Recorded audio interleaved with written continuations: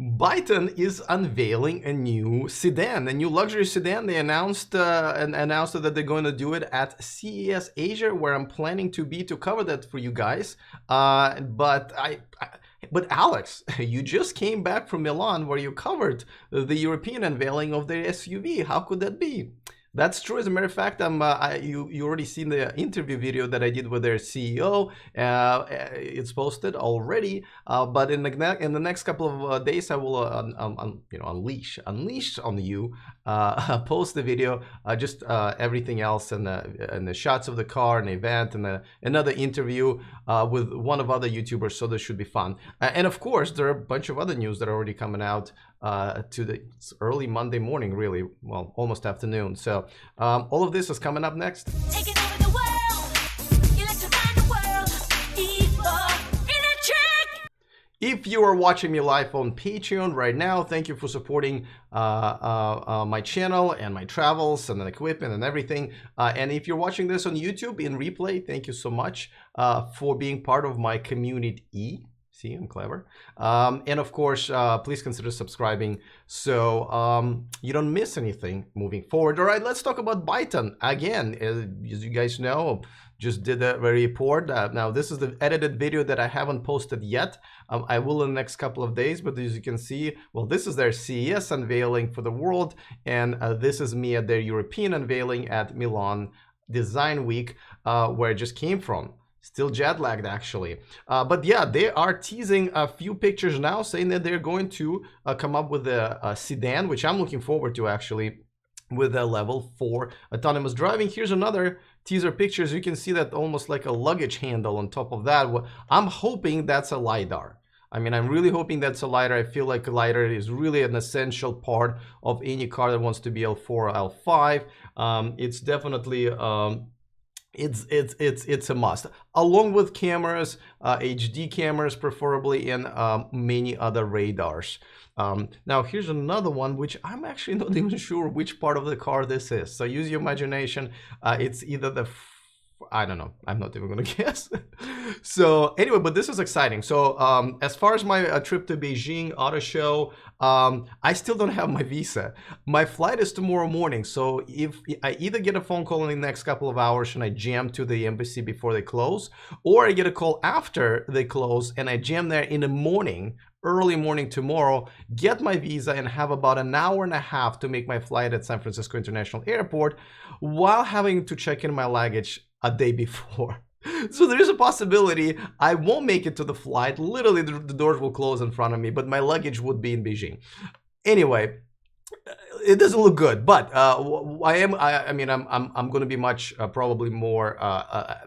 No, I'm going to say lucky. I wasn't unlucky here, but the timing is going to be better for my trip to CES Asia, where they're going to unveil this car, and I think I'm also going to get to check out their factory. So I'm planning on being there, planning on getting visa, but anyway, so this is big. Whenever a company, a startup announces just a car, you go like, well, okay, there's a product. Well, now that there's a second car, now it's a company, right? That means they're definitely moving forward. That means they're working on it. That means that they are moving forward. And actually, there's a bigger news than them unveiling a sedan. What they've announced is a partnership with the Ford Group. It's a Chinese based on automobile company, for a strategic partnership and to go into the second round of the second series of investing. And this is big, right? I've always said that Byton is all about the second round of investing in the company. If they can get it done, they really have a good chance of making it. So this is a humongous step. Again, the sedan is all good, and I'm looking forward to it, but this gives it life. So good for them, good strategic move for them. It looks like they're doing their job, and the executive team is actually kicking butt. Now, tomorrow, the day after, I'm going to upload another video from Milan, and that's where I'm going to talk about why I'm excited about Byton, why I think it could just be the next Tesla, just the way they innovate. I do feel like right now, like this year, they're the most innovative company. Anyway, definitely make sure to subscribe to the channel, and maybe even join me live on Patreon to get that report. Now, before I move on to the next story, let me remind you that this channel and this video is sponsored by Evanex, the aftermarket accessories for Tesla. You can find their discount code in the description of this video, and I still owe you guys a review of the, I'm looking for the things on the floor now, of one of the products I just bought. All right, let's move on to semi-truck, the Tesla semi-truck. We haven't heard about that one in a while. Well, apparently there's a new order. City Furniture announced on Twitter that they put in an order for 5 semi-trucks. So it's not really significant on one hand, but it really actually is. You know, when the huge companies like UPS and others put in a 50 truck order, it looks big as far as just one order, but compared to their fleet, it's tiny. It's not a big deal. Now, for these guys, this is not a big company, you know, relatively to giants like UPS. So for them to order 5 trucks, this means that they're really convinced that this is the future, and they're really convinced that they kind of all in here. Now, of course, they're going to have other trucks still, but for them, 5 trucks is a much bigger percentage of their fleet than for UPS or Budweiser or whatever. So this is big. Now they're finding companies that are willing to commit to it in the long run. Speaking of people who have a reservation, semi-truck reservation, well, my interview with Zach and Jesse is coming up. As a matter of fact, we just pre-taped it because I didn't want to be committed to it and be in China, where I can't obviously conduct this interview. This is us at the semi-truck unveiling event. As you know, they have a reservation. We talked about a lot of stuff, guys. This is probably one of the best interviews I've done. I got to tell you, it's one of the most exciting ones. I think it's like over an hour we've talked. So definitely stay tuned for that. I'm going to release it on Saturday. But for those of you guys who are Patreons, it's already on Patreon. You can enjoy it before everybody else. And of course, John LaFleur, the VP of Product of Workhorse, is going to be here. I'm looking forward to talking to him and their exciting products. And of course, Henrik Fisker is going to be here the week after. All right, let's move on to a topic that I've been talking a lot about, the company I've been talking a lot about, and that's Ionity. Ionity is a fast charging network in Europe that is going to pretty much be the alternative for other cars to superchargers. Other cars other than Tesla, I meant, and they just opened their very first location in Germany. It's, I believe, at 150 kilowatts, but they're going to go all the way to 300 kilowatts. Obviously, they're the only car that's even going to be able to take 150 kilowatts right now is going to be Audi e-tron. That's coming up at the end of this year, beginning of the next year. But the news that are coming out over the weekend is that, well, I should back up. The Ionity is a partnership, an investment from 4 different companies: BMW, Daimler, the parent company of Mercedes-Benz, Volkswagen Group, and Ford, which is weird. Now reportedly there are other companies that are knocking down on their door and they just want to in. They want to invest. Volvo, Fiat, the French company PSA, Jaguar, Land Rover, and even Tesla. And none of them are confirming this, but it looks like it's not a bad strategy, actually. Damn it, that happened again. Sorry about that. I'm gonna go back since this is live and I can't redo it. Sorry about that. But anyway, so Ionity is the network that was invested by BMW, Mercedes, essentially Ford, and Volkswagen Group. They're expanding in Europe. They're gonna have 100 locations this year. By the end of this year, 400 locations by the end of the next year. So definitely competitors to Tesla supercharging network. And now companies want in. Volvo, Fiat, PSA, Jaguar, and now Tesla reporting that they want in. Not a bad idea, obviously. Tesla doesn't have to have just their own. They can be partners in others. It is going to be paid. The first location that opened in Germany is actually going to be free only just for 1 month. People will have to pay for it, which is reasonable. I'm excited about that. Just, you know, fast charging networks is something that we really need for the whole electric car movement to move forward, and that's what we're seeing here.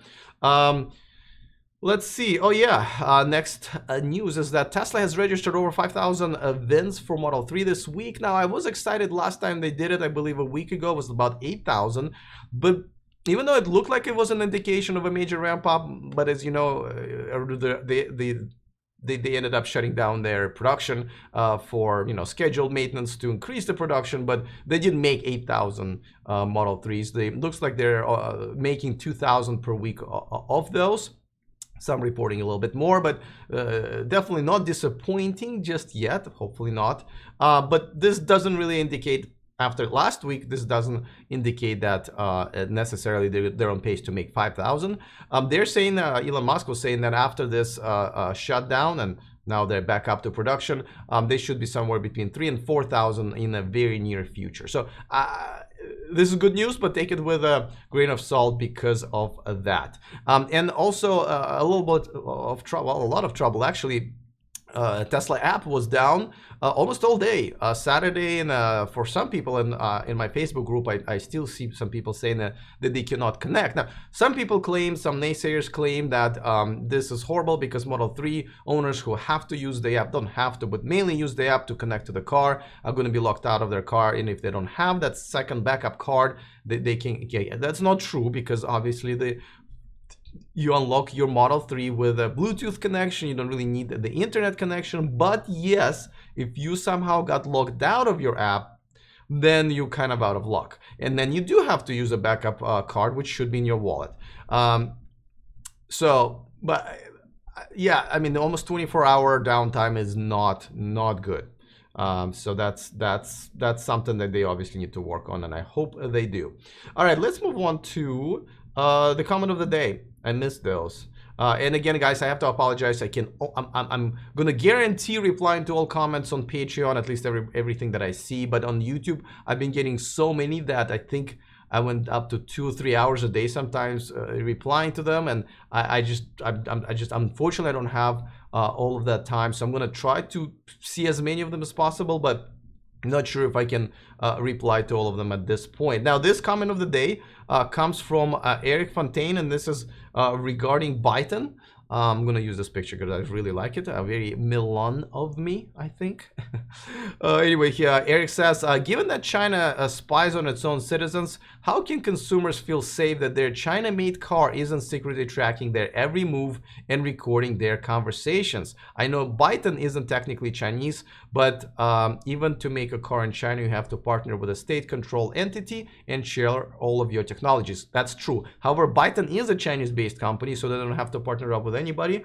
They are good to go on their own. They're building their own factory, which I'm hoping to visit in June. And as far as building a spying software or hardware into the car and importing it to other countries, first of all, you can say it about anything, right? How come are they not in our kids' toys that are made in China? Are they not in our iPhones, right? The answer is this: if they're ever caught doing this is going to be a major, not only a scandal for the company, but for the country, and pretty much everybody who does business with China, as far as manufacturing is concerned, is probably going to abandon them. So it's not worth the risk, even if they want to do it, and it's not that hard to figure out. This cars, anything that gets imported in the United States and other countries, especially tech, especially that has to go through safety regulations and stuff like that, always goes through pretty intense scrutiny. And if you're importing tens of thousands of however they're going to make of those cars on import, it's kind of hard to miss. As a matter of fact, Volkswagen has kind of tried to do that, right? And they weren't even trying to spy on us. They were just trying to poison us. But they were just trying to hide their cheating mechanisms, and they still got exposed, right? And look what happened. That country, the company, got fined $25 billion. A couple of people went to jail. They lost their. I just don't see how it's going to happen without being detected sooner or later, and then a humongous international scandal that will bring down maybe possibly Chinese economy and a lot of other economies down. I just don't see this happening, but I understand your concern. Though you can also have the same concern about your Amazon Echo. How come they're not spying on you? They might be. Some people are saying they're technically spying on you. So it's a philosophical issue at this point. But I thought this I thought this comment of the day was actually pretty cool. So thank you for that. I really appreciate it.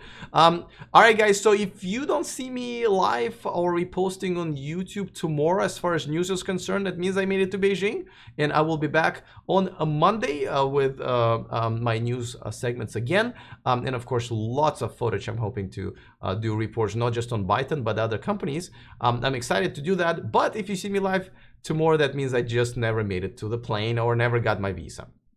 Either way, it's gonna be fun. I hope you agree. I hope you I hope you join me. Now, I will be releasing, even if I'm in Beijing, I will release a video a day at 11 a.m. every day, just like I did when I went to Italy, so you don't have to worry about it. All right, guys, I will see you soon. Other than that, of course, remember to stay charged.